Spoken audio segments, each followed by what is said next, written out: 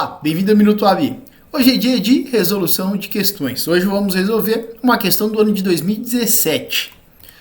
Tiago, funcionário público, foi vítima de crime de difamação em razão de suas funções. Após Tiago narrar os fatos em sede policial e demonstrar interesse em ver o autor do fato responsabilizado, é instaurado inquérito policial para investigar a notícia de crime.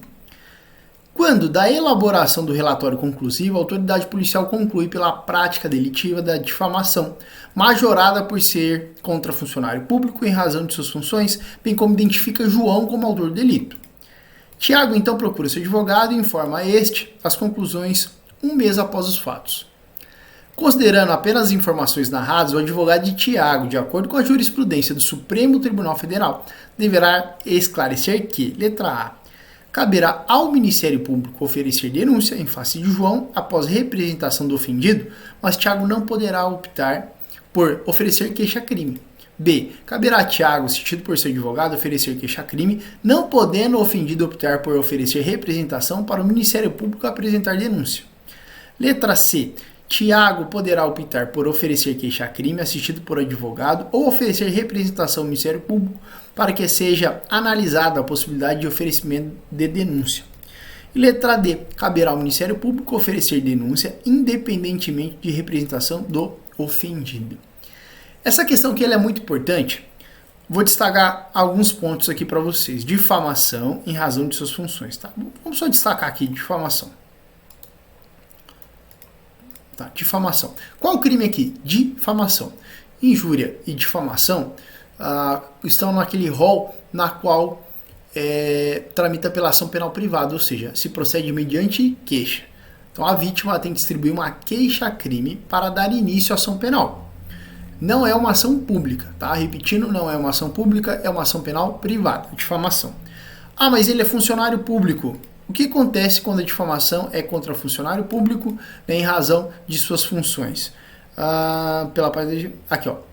Difamação ela é majorada por ser contra funcionário público em razão de suas funções, tá?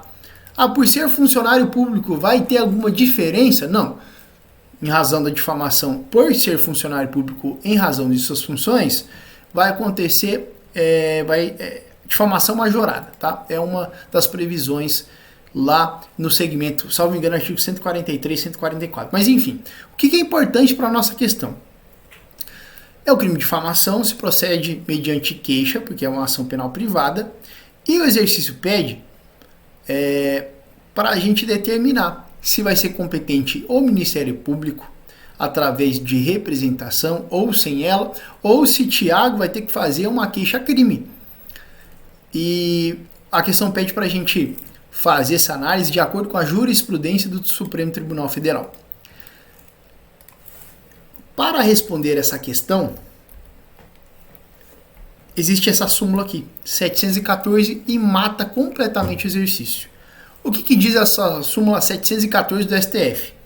É concorrente à legitimidade do ofendido, ou seja, do Tiago, mediante queixa, e do Ministério Público condicionado à representação do ofendido para ação penal por crime contra a honra de servidor em razão do exercício de suas funções.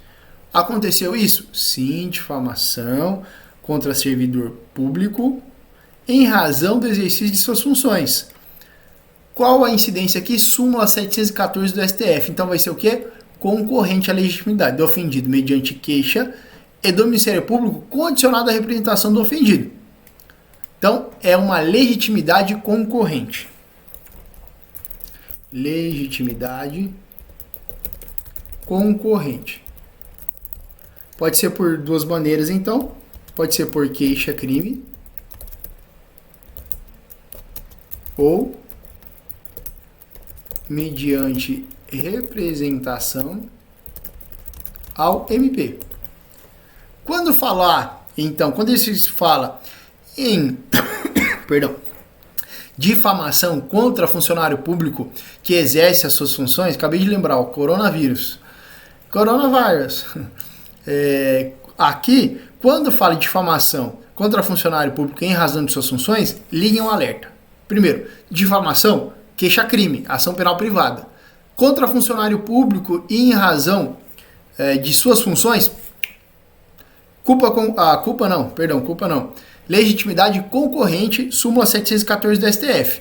Difamação, funcionário público em razão de suas funções, legitimidade concorrente pode ser por queixa ou mediante representação ao Ministério Público. Lembrando, em ambos os casos, como é uma representação ou queixa, prazo de 6 meses. E se a questão perguntasse qual que é o prazo restante aí para fazer a queixa-crime ou a representação? 6 meses, tá?